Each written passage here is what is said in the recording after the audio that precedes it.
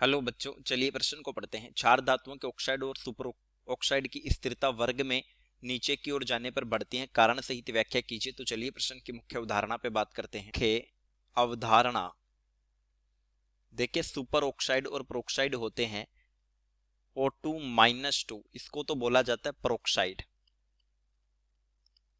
Peroxide और O2- ये होता है सुपर ऑक्साइड, यानी बहुपरमाणविक ऋणायन है सुपर ऑक्साइड। तो देखिए, क्षार धातुओं के जो सुपर ऑक्साइड होंगे, क्षार धातुओं के सुपर ऑक्साइड ये तो होंगे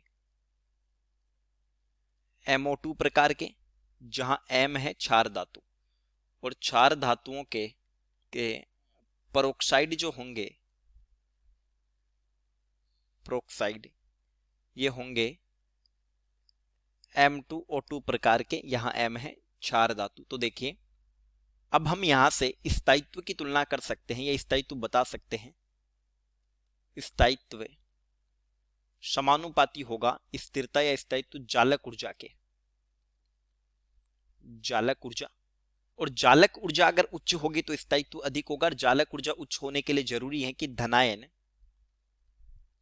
तथा ऋणायन लगभग समान आकार के हो, समान आकार के हो। तो इस स्थिति में लेटिस एनर्जी उच्च होगी। जालक ऊर्जा का मतलब ही होता है लेटिस एनर्जी। अब हम बात करें क्षार धातुओं की, तो देखिए lithium, sodium, potassium, rubidium, caesium. तो यहां पर प्रोक्साइड और सुपरऑक्साइड जो आयन है ये तो बहुपरमाणविक और बहुपरमाणविक आयन बड़ा होता है। लेकिन अगर धनायन की बात करें तो धनायन की साइज टॉप टू बॉटम जाने पर बढ़ी। ये टॉप टू बॉटम अगर एक वर्ग में चले तो धनायन की साइज बढ़ी, ऋणायन बढ़ा है और धनायन की साइज बढ़ रही है, मतलब लगभग बराबर आकार के होते जा रहे हैं टॉप टू बॉटम चलने पर। तो हम कह सकते हैं कि जालक ऊर्जा टॉप टू बॉटम जाने पर बढ़ेगी।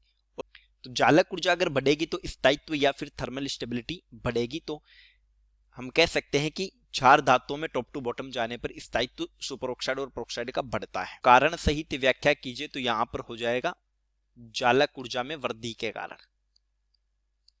जालक ऊर्जा में वृद्धि के कारण। चलिए, उम्मीद करता हूं प्रश्न समझ आया होगा। धन्यवाद।